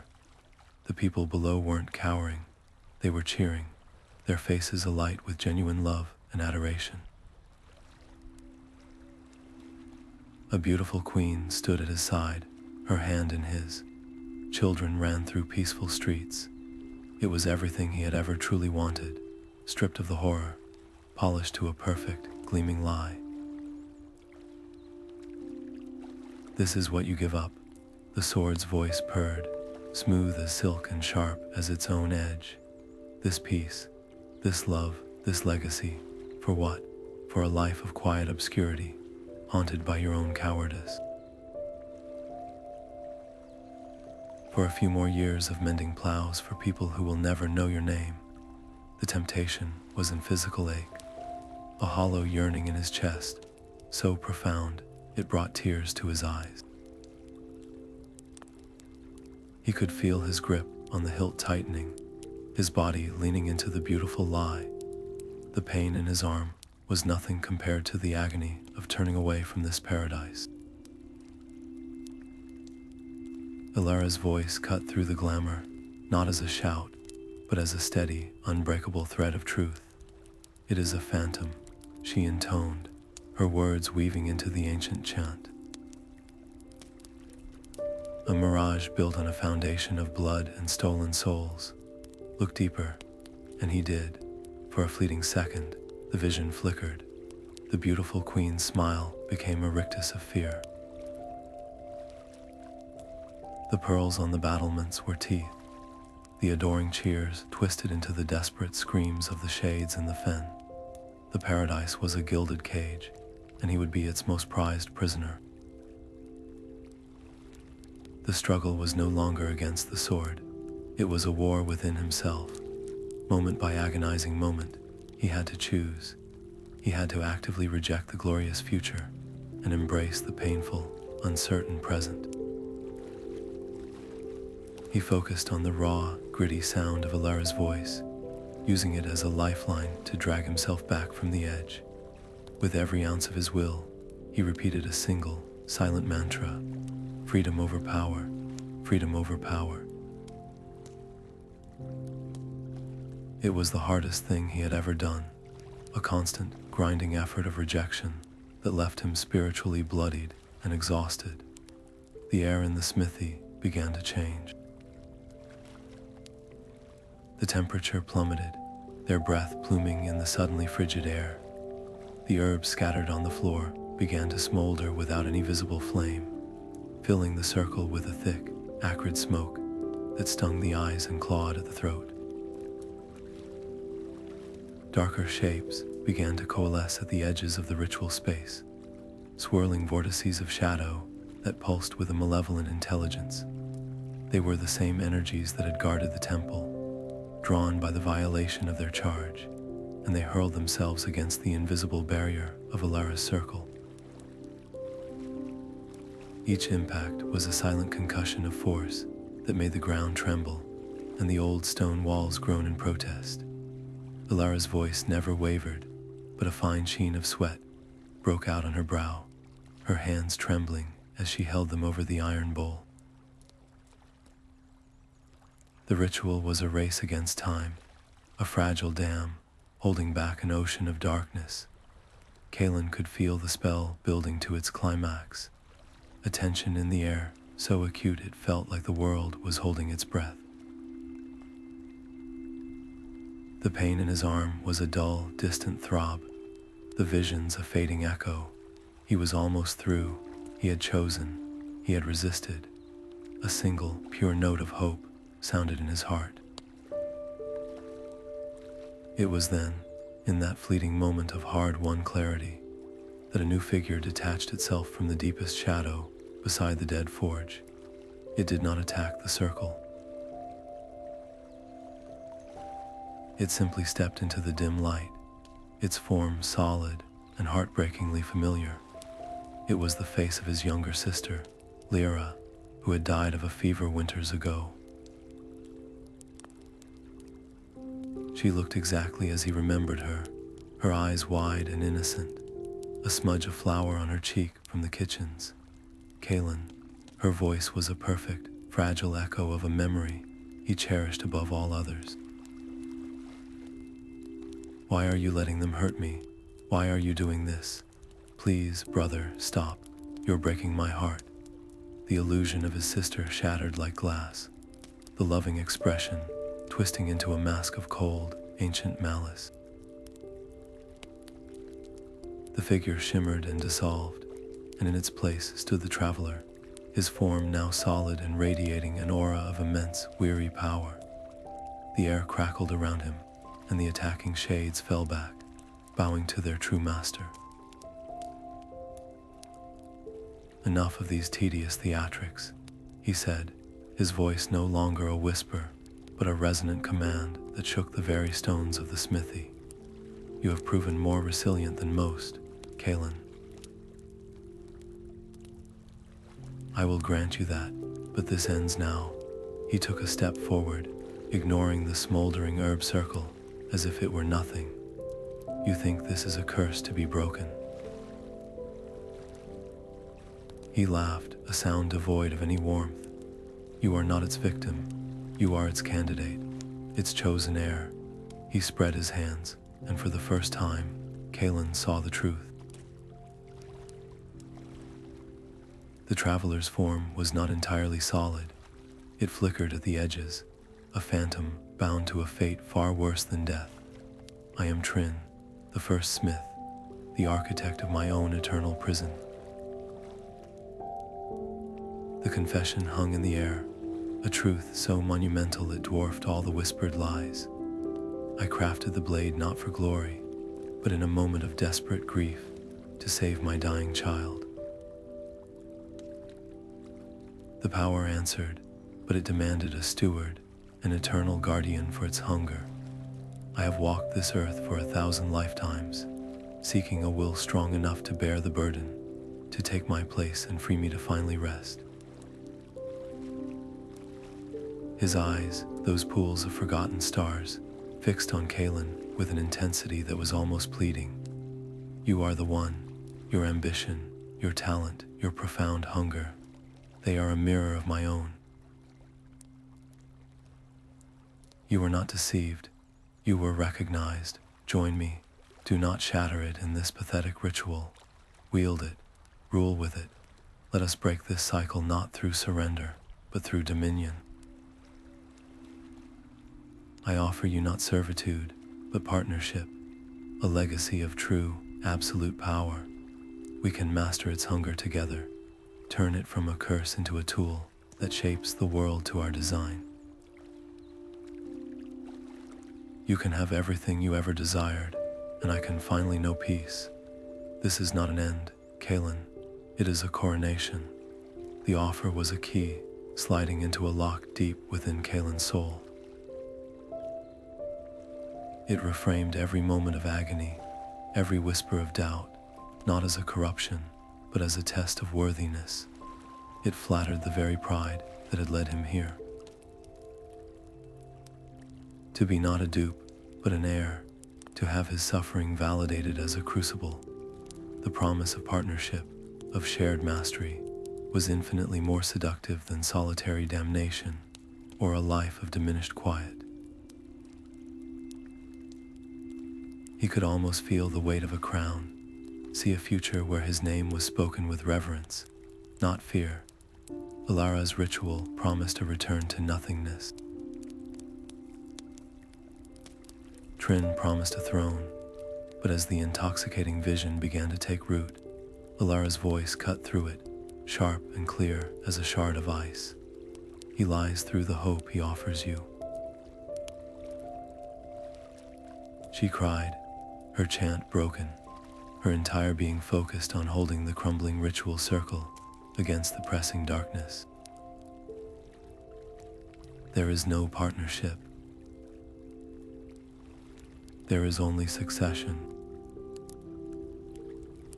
The moment you fully accept, his bond transfers to you, and he is free. You will become the new eternal wanderer, doomed to spend eternity seducing souls just as lost as you were, forever seeking your own replacement. His peace is built on the foundation of your endless torment. He is not offering you a crown, he is offering you his chains. The full, horrific extent of the deception crashed down upon Kaelen. Trin wasn't looking for a partner, he was looking for a pawn to sacrifice in a cosmic game he was desperate to quit. Every story of a wielder disappearing was not a tale of someone consumed. It was a story of someone who had failed the final test, deemed unworthy of the honor of eternal damnation. The sword wasn't just a key to power, it was a parasitic entity that required a permanent host, and Trin was its current, desperate prisoner, trying to pass his sentence to a new inmate. The beautiful lie of shared mastery dissolved, leaving only the cold, stark reality of a trap about to snap shut. The conflict escalated in a heartbeat. Trin's pleading expression vanished, replaced by a snarl of furious impatience. The offer was withdrawn, the mask was off. Seeing that Kaelen was on the verge of believing Alara, of choosing freedom over the hollow crown, Trin made his move. With a speed that was blinding, he lunged across the circle, not for Kaelen, but for the sword itself. His hand, now looking more like a claw of solidified shadow, reached for the hilt, aiming to physically reclaim his property, and either force the bond or simply take it to find a more gullible soul. "If you will not accept the gift, then I will take it back," he roared. The sight of Trin lunging for the blade was the shock that finally crystallized Kaelen's choice. This was not the act of a would-be partner, it was the act of a predator whose prey was escaping. In that split second, Kaelen's decision was made. He would not side with the jailer to escape his cell. He chose to break the cycle. With a yell that was part defiance and part raw terror, he wrenched the sword upward, not to attack Trin, but to interpose its dark blade between Trin's grasping hand and its destination. The clash was not of metal, but of opposing wills made manifest. A silent concussion of force erupted from the point of contact, a wave of energy that shattered the remains of Alara's herb circle and threw her back against the stone forge. The final battle was not for the world, but for the soul of one man, and it had begun. The clash was not of steel, but of two opposing eternities meeting at a single, shattering point. Trin's hand, a claw of solidified shadow, met the dark blade of his own creation, and the world tore. A silent, concussive wave of force erupted from the impact, hurling Alara against the cold stone of the dead forge and slamming Kaelen to his knees. The air itself screamed, a high-pitched rending of reality that was felt rather than heard. Trin recoiled, not in pain, but in a fury so absolute it seemed to suck the very light from the crumbling smithy. His form flickered, the ancient, weary visage melting away to reveal the core of raging, starless darkness beneath. "You dare use my own creation against me?" His voice boomed, no longer a whisper or a plea, but the sound of a mountain grinding itself to dust. "Then you will learn the true meaning of regret.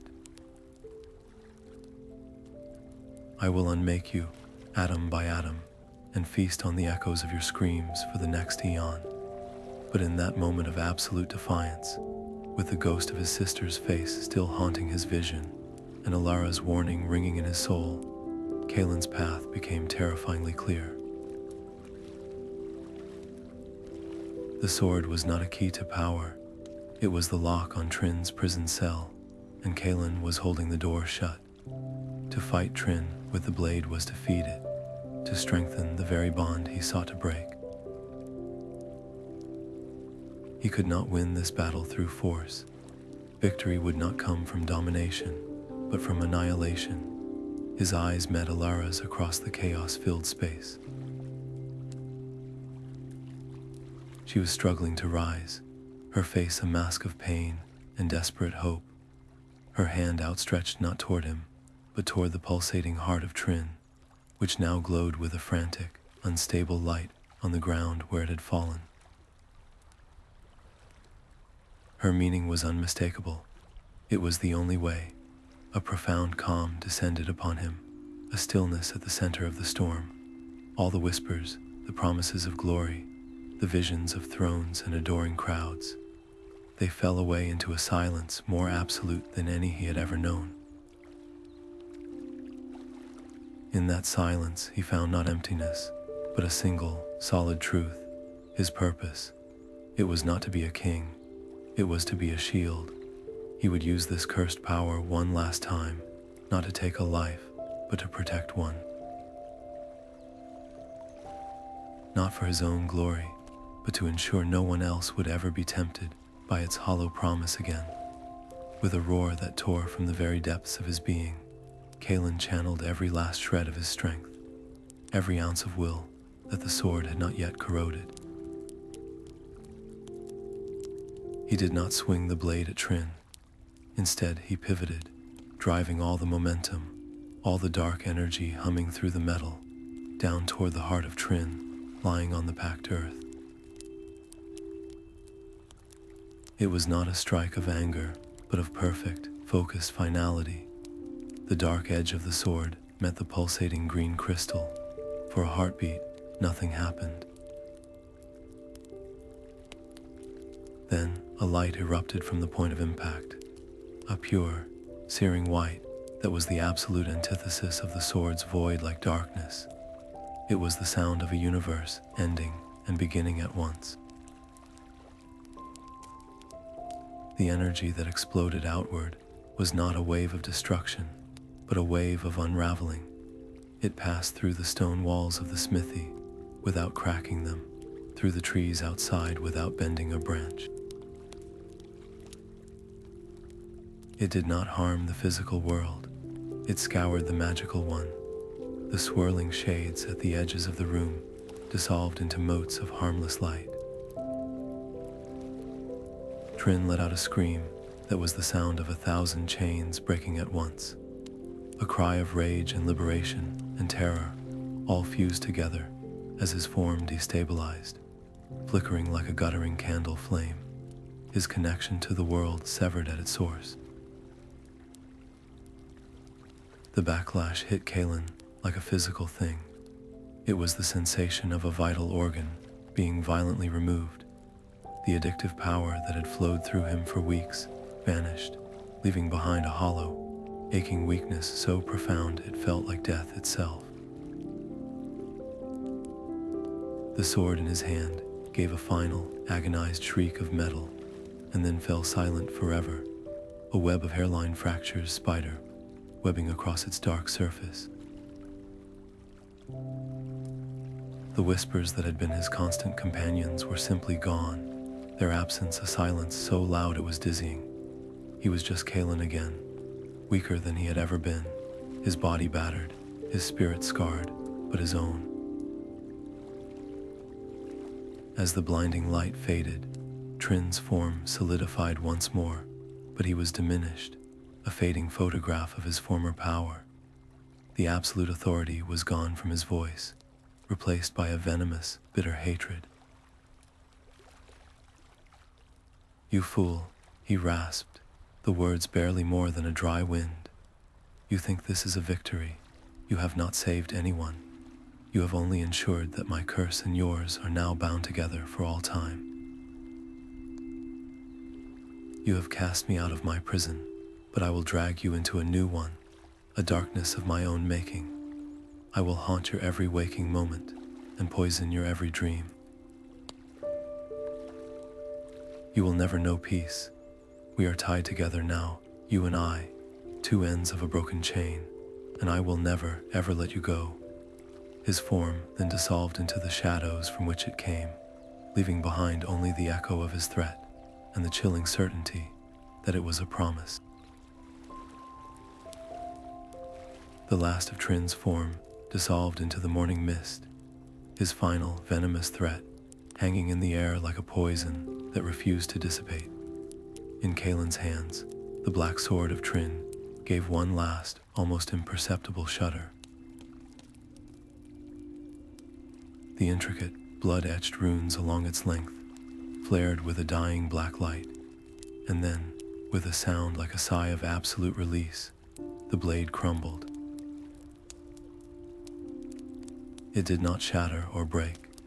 It simply disintegrated, turning into a fine, gray ash that sifted through his trembling fingers and was carried away on the faint breeze. The physical weight was gone, but the absence it left behind was a different kind of heaviness, a profound and hollow weakness that settled deep into his bones. He sank to his knees, not in triumph, but in sheer exhaustion. The incredible vitality the sword had fed him, that addictive surge of power, was utterly gone. In its place was the true cost of his ambition, the bone-deep fatigue he had ignored for weeks, the lingering ache of wounds taken in the fen, and a spiritual emptiness that felt like a canyon carved through his very center.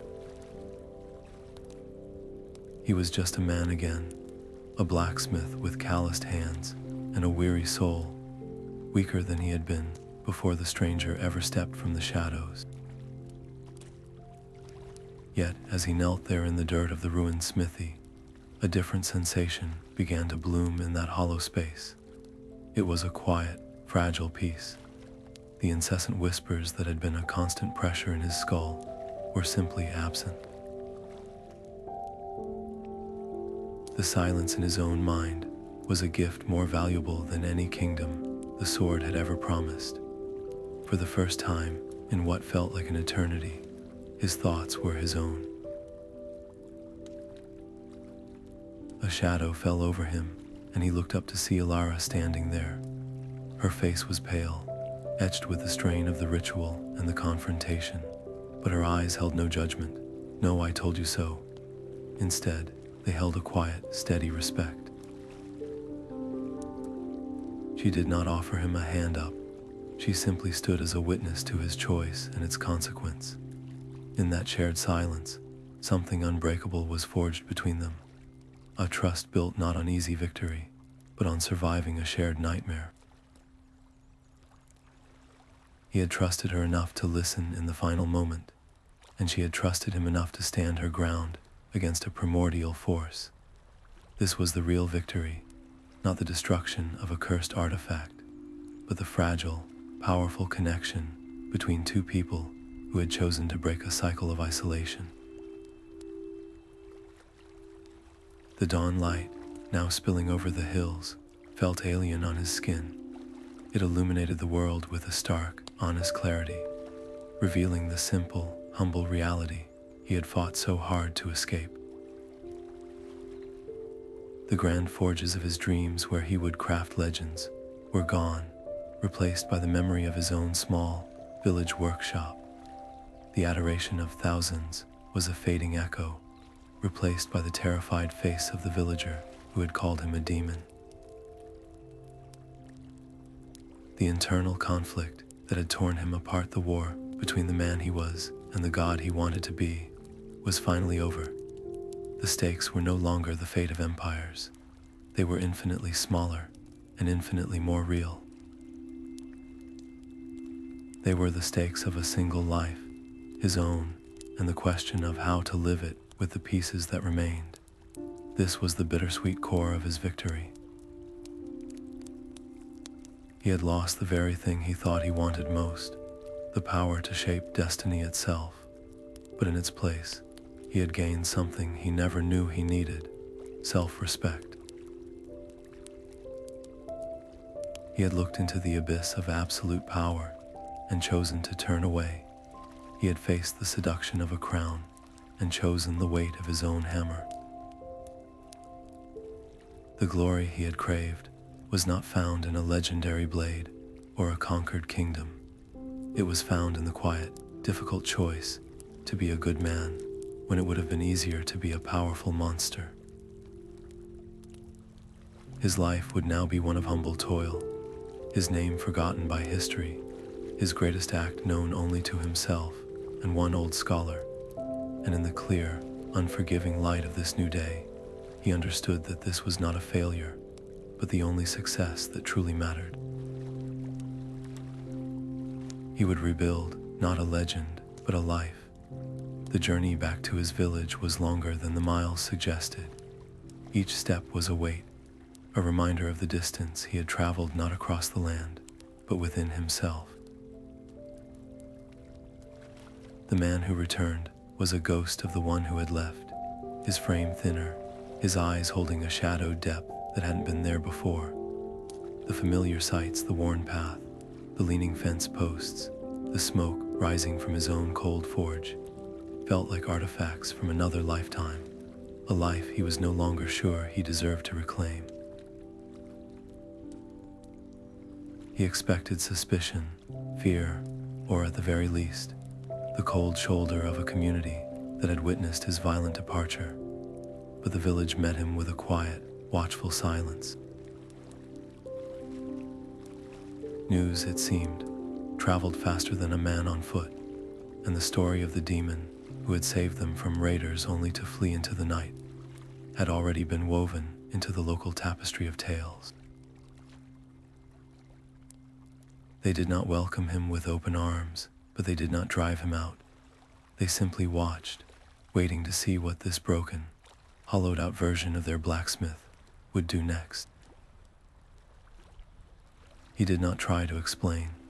Words felt too cheap, too fragile to contain the truth of what he had experienced. Instead, he walked directly to his silent workshop, pushed open the creaking door, and stood in the dust-filled stillness. The memory of the stranger's first visit was a cold hand on his neck. He could almost see the shape of his ambition still lingering in the air. With a resolve that felt both new and ancient, he took a deep breath that smelled of old ash and regret, and he began to clean. He swept out the shadows, aired out the ghosts, and when the forge was finally ready, he did not reach for a bar of fine steel. He reached for a broken plowshare a farmer had left months ago. He lit the fire not with a vision of glory, but with the simple, humble intention to mend. The first ring of his hammer on soft iron was a different kind of music, not the thrilling, dangerous symphony of the Black Sword, but a steady, honest rhythm. It was the sound of a promise kept, a debt being repaid, one swing at a time. His work became his apology, his amends, and his anchor. He turned his skill away from the art of ending life and dedicated it wholly to the work of sustaining it. He no longer crafted blades that could split a hair. He forged plows that could turn the stubborn earth, horseshoes that would carry a family's livelihood to market, and strong hinges for doors that kept the night's chill at bay. There was a profound peace in this simplicity, a satisfaction deeper than any fleeting rush of power. Each finished tool, each repaired pot, was a small stone laid on the path to his own redemption, a tangible rejection of the path he had almost taken. The villagers, cautious at first, began to bring him their work again. They saw the change in his hands, in the set of his shoulders, in the quiet humility with which he accepted their coin. Respect, he learned, was not seized through fear. It was earned slowly and patiently through trust. And then, one evening as the sun set, painting the sky in gentle hues of orange and purple, the children came. They gathered at the edge of his yard, a small, curious audience drawn by the same whispers that had once spoken of a monster. One brave little girl, her eyes wide, asked the question that was on all their minds. "Is it true you fought a demon with a magic sword?" Kaelen looked at their expectant faces and saw not fear, but the dangerous, beautiful spark of wonder. He set down his hammer and sat on the anvil, the cool metal a familiar comfort. He did not tell them a story of thrilling battles and glorious conquests. He told them a different kind of tale. He spoke of a young man who wanted to be great so badly that he was willing to trade pieces of his own soul for it. He spoke of whispers that sounded like your own thoughts and promises that felt like your heart's desire. He spoke of the cold, lonely weight of a crown that was never meant to be worn, and the warm, solid feel of a community that welcomes you home. He smiled then, a real smile that reached his eyes for the first time in a long time, not because the story had a happy ending, but because it had a true one. The curse was over, the sword was dust, but the lesson was a living thing, a story he would tell and retell, not just to them, but to himself, every time he felt the old, familiar ache of ambition whisper that he was meant for more than this. His quiet life was not a defeat, it was his greatest victory, a choice made every single day. And as the children listened, captivated not by magic, but by a hard-won truth, he knew that some scars never truly fade. They just become a part of the map that shows you where you have been, and more importantly, who you have chosen to become. Years flowed into seasons, and seasons into a quiet, enduring peace that settled over the village like a soft blanket. The path Kaelen walked now was not one of conquest, but of connection, his days marked by the rhythm of honest labor and the quiet satisfaction of a community that had slowly, carefully learned to trust him again.